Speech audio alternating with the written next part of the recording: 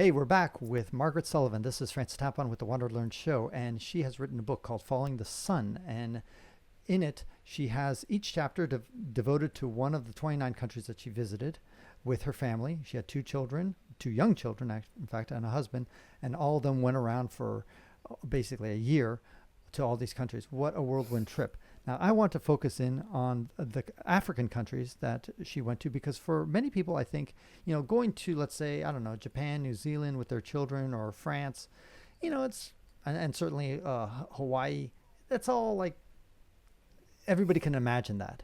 But Mozambique, maybe not so much. Maybe even Egypt is something of a stretch. And South Africa, Zambia, these are all countries that you went to. Zimbabwe.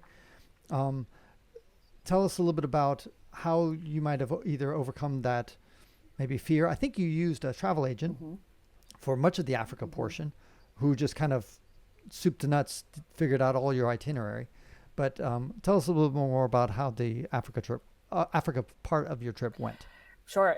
Africa was the second continent that we went to, and we spent 9 weeks there. And yes, we did use a travel agent who was South African, and she plotted an itinerary that was really beautiful, a mix of, the standard American trajectory of safari in Cape Town. But then she also plotted road trips for us, and she suggested a country we would not have probably come up with ourselves, Mozambique.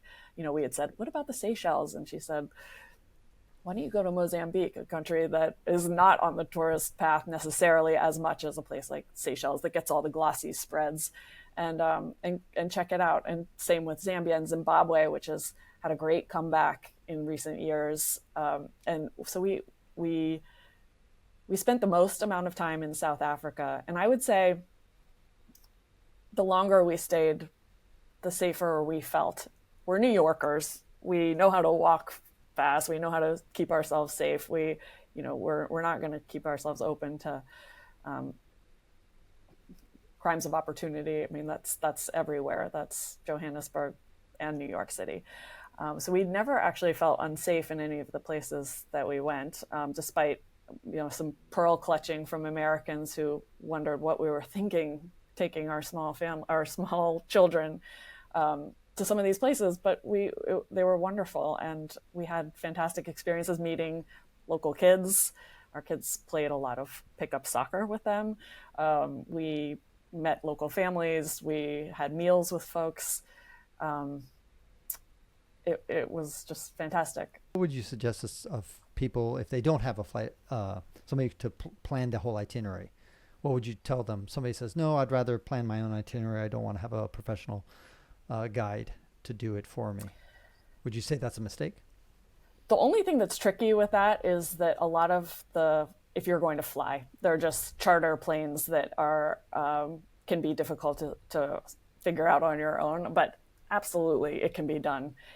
We met people who, they went on safari, but they weren't going and staying at a fancy lodge and having a private guide. They were renting a vehicle and camping. And there are tons of national parks where you can go in your own vehicle. You have to follow strict guidelines and agree to them. But, you can do this on your own. You do not need to be handheld by people in the tourism industry. How did you do with the language barrier, particularly at Mozambique where they speak Portuguese generally? We never had an issue. Everywhere we went, there was some English to be spoken. So we threw out our bom dias and then were greeted back with hello. What about Zimbabwe? Zimbabwe, out of all those countries, well, maybe Mozambique, but Zimbabwe has been struggling for the last, 40 years, maybe. Right. Yeah. So what would you say what was your experience there? Was it, I imagine because you were on a safari, you kind of missed out on some of the logistical challenges that the locals face. Exactly. Right? Zimbabwe was for us entirely safari. So we were out in the bush and we did not have a city experience in Zimbabwe that I could share. But I will say that the people that we met were some of the greatest we met all year.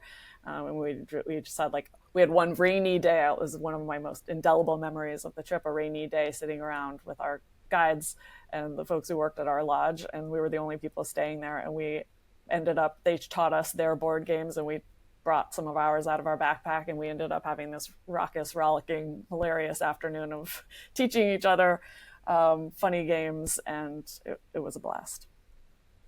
Last question about Egypt. Now, Egypt has the Temple of Karnak, which I think you skipped because your whole family was tired. Our kids skipped it. They stayed in the van. Okay. Right. So what would you say about that?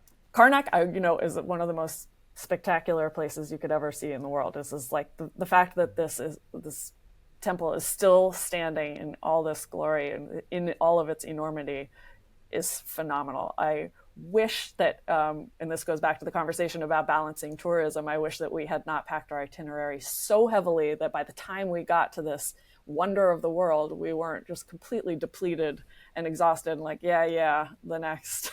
So it's a lesson that if you've got a Karnak on the itinerary, maybe weed out some of the other stuff just to save your energy and really appreciate it in all its splendor. Well said. Margaret Sullivan, thank you again for writing the book, Following the Sun. Get it on Amazon. Get it on your website. One more time, your website, please. MargaretBensfieldSullivan.com. That's a mouthful, so we'll put it in the show notes. Okay. Thank you again. You.